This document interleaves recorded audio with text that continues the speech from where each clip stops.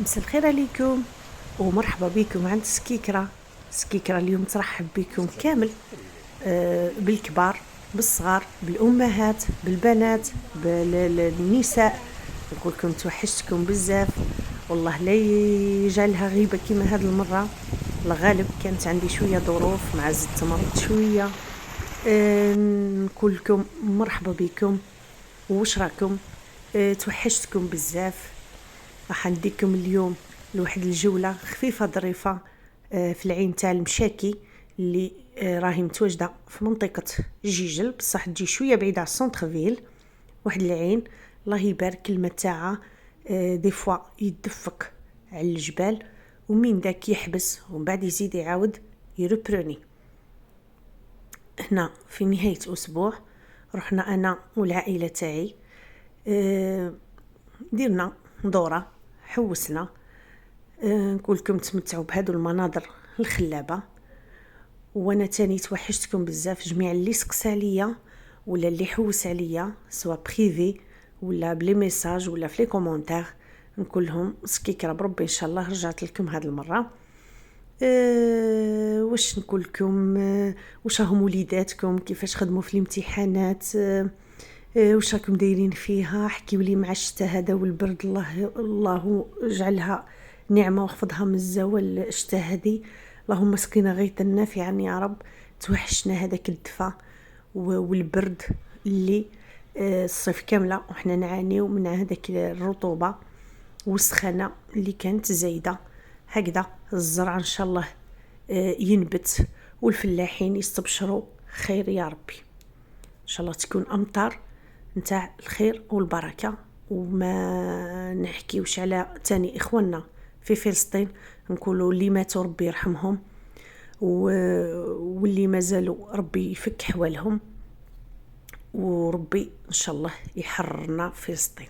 نبداو بالرولي تاع بادنشال. اول حاجه نحتاجو توابل اللي هي الملح والفلفل الكحل وراس الحانوت. نحتاج كميه تاع الفرماج رابي وحبيبه بصل مربيه مع شويه صدر تاع الدجاج مرحي والباذنجان. انا هنا استعملت 5 قطع على خاطرش خدمت دورولي، بصح انا دوك راح نوري لكم واحد، وراح تحتاجوا ابيبري واحد 3 حبات نتاع الباذنجان. بعد ما نغسلوه مليح ونمسحوه بالبابي سويتو رايحين نقشروه، سواء تستعملي الموس ولا بليكولوم راح يجيك سهل، سورتو كي يكون باذنجان جديد وراح تعرفوه غير من لا كولور تاعو كي يولي يبرك لتم تعرفوه بلي راه جديد. هنا من بعد ما نقشرو نقول لكم على بالي بلي توحشتوني بزاف. على بالكم بلي جاتنا الصيف وزاد جات الدخول المدرسي، من بعد جينا ولينا للفروض مع هادو الاحداث اللي صراو في بلدنا الشقيق فلسطين. هادو تاني زادوا قرطونا يدينا، ما عادش عندنا حتى بنا ولا فرحه. نقولوا ندعيو لهم اللي ماتوا ربي يرحمهم وربي ينصرهم ان شاء الله. قولوا لي نتوما كيفاش راكم دايرين، كيفاش راكم تتعاملوا مع وليداتكم في الامتحانات في الفروض. هنا راح نحتاج 4 حبات تاع طوماطيش، نحيو لها العنقوره هذيك من بعد ما غسلناها، ونجبد البابي كويسون. البابي كويسون يا البنات نديروه في صينيه تكون ريكتانغولار هكذا ولا كاري اللي عندها كاري. نحطوا البابي كويسون ونديروا الفرماج رابي، ونبداو نقطعوا باذنجان تاعنا بالطول هكذا في الطول. ما نغسلوهش. علاش ما نغسلوش؟ باش ما يهزلناش الماء، وهذاك الماء راح يخلي لكم الرولي يجي ماوي. هذه لاستيس راح نعطيها لكم. باذنجان كي ديروه بهذه الطريقه ما تحطوهش في الماء، نديروه ديريكتومون من بعد ما نقشروه نحطوه فوق الفرماج، ومن بعد نديروا له 3 مغارف حتى 4 تاع زيت المائده ولا اللي تحب ديروا بزيت الزيتون. هذه هي لا سيزون تاعو. ونزيدوا له الملح من الفوق، نرشوه رشه خفيفه. ديروا حسابكم باللي من بعد راح نملحوا الكفته تاع الدجاج، والفرماج رابي تاني راح يكون مالح. ونزيدو نحشيوه لداخل بالفرماج، من بعد راح نجبدو من الثلاجه. كيما راكم تشوفوا هكذا، ما راحش يهز لكم الزيت. على بالكم باذنجان يحب كي تقليوه يهز الزيت بزاف ويجي ثقيل وقرا. احنا باش ما نضلوش نشويو ونعاودو نحشيوه ونعاودو نردوه، نديرو هذه الطريقه سهله وبنينه وبراتيك. سورتو للنساء العاملات وراهم على بالي يدومونديو في الاطباق اللي تكون سهله وخفيفه، باش كي يدخلوا للدار يخدموا دي فوا العشاء مع الغدا اللي رايحين يخليوه لوليداتهم غدوه من داك، باش يروحوا هما يخدموا يحليلهم وربي يقدرهم. هنا في المقله نديروا شويه زيت ونحطوا هذيك الحبيبه تاع البصل، انا رحيتها في الروبو. اللي ما عندهاش الروبو تقدر تقطعها قطع صغيره وتحطها تتقلى حتى يدبال. شوفوا من بعد باش نحطوا الكفته تاع الدجاج. اللي ما تاكلش الكفته تاع الدجاج تقدر ديرها بالفيونداشي، ولا اللي ما عندهاش لا فيونداشي وعندها المرقاز في الدار تقدر دير المرقاز. توابل نحطوا الملح والفلفل الكحل وراس الحانوت باش يعطينا لا كولور، والفلفله حمراء حاره انا هنا حطيتها باش تمد لي هذيك لا كولور الشابه للحشو تاعنا. تاني الناس اللي اتصلوا بيا من الغربه اللي نبلغ لهم سلامي بزاف ونقول لهم كما يقولوا رانا هنا، اي وصفه تحتاجوها ولا اشتهيتوها راني هنا نقدمها لكم. نزيدوا هنا الثوم مع الزعتره بودره. قلت لكم ناس الغربه كاين تاني اللي طلبوا وصفات تجمع ما بين العصري وما بين التقليدي، نقول لهم ربي يكون في العون تاعكم ونقدموا لهم اغلى تحيه، سواء الكبار بناتنا وبنائنا اللي راهم في الغربه ولا الناس الكبار. عبالي بالليل تما راه الجو بارد وتعرفوا باللي يشتهاو هكذا اطباق كيما البركوكس، كيما الطعام شخشوخه، مم هادو الاطباق الخفيفه ولا لي غاتا يحبوهم.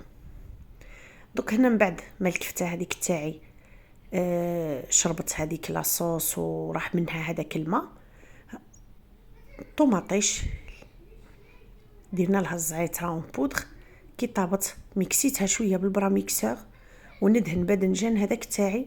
من بعد ما دخلته للفرن على 300 درجه مده 15 حتى ل 20 دقيقه.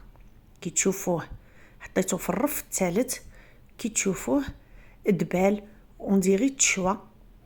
شوفوا الشكل تاعو التم والفرماج هذا كيدوب عليه باش من بعد يعطينا الطوع ونقدروا نروليوه.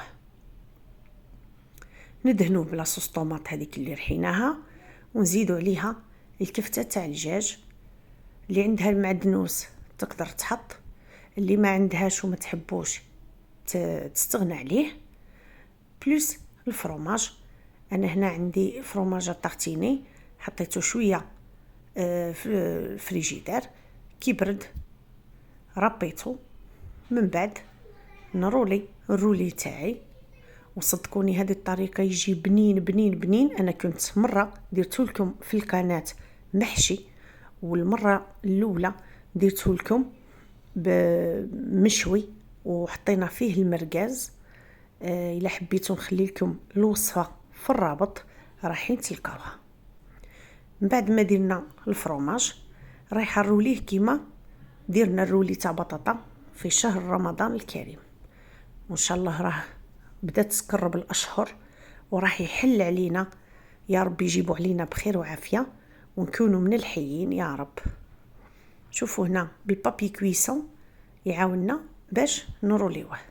دوك انا هنا بدلته في واحد اخر يكون بلو بروبر على هكذا، وندهنو من الفوق بلاصه الطوماط اللي بقات، ونحط فوق منه الفرماج. انا هنا شريت واحد النوعيه واسمها شيدار فروماج غابي، بصح للاسف انا حطيته باللي يذوب ما دابش، بصح بقى شد شويه روحو هكذا ومعليش، المهم البنه وخلاص. هنا من بعد ما عاودت رديته للفرن، حطيته من تحت شويه على 180 درجه، كي تجمر شويه من التحت شعلت من الفوق جوست باش يذوب معاك الفرماج. هنا نحطوه في طبق تقديم، كليت معاه شويه بطاطا مقليه. معنا هنا في هذا النهار كانت جات البنت تاعي من الجامعه، على بالكم يجيو مساكن مشتهيين اي حاجه من يد الام تاعهم. هي تاني تبلغ لكم سلامها وتقول لكم توحشنا الايامات هذوك اللي فاتوا، دوك على بالكم مع القرايه والدروس ماشي سهله، راهي صعيبه. شوفوا هنا كي كملنا رايحين نتعشاو، راح بصح نقطع لكم بتي مورسو باش تشوفوا البنه تاعو والطراوه. نتمنى هذه الوصفه تكون نالت الاعجاب تاعكم. بالنسبه للاخوات اللي قالوا لي ديري لنا وصفات لجفاف البشره ولتبييض البشره، ان شاء الله نقول لكم الفيديو القادم راح ندير لكم وصفه لبنيتاتكم ولا ليكم تبيض الوجه وميم طون ما تخليهش ينشف. عبالكم البرد والسخانه دائما يحدث الجفاف تاع البشره. شوفوا من داخل كيفاش يجي بنين. نقول لكم شهيتكم في الجنه، ان شاء الله تعاودوا هذه الوصفه بكل حذافيرها. نقول لكم مع السلامه، تهلاو في رواحكم. واللي حابه وصفه واحده اخرى تكتب لي في لي كومونتير وما يكون غير خاطركم. الى فيديو واحد اخر ان شاء الله.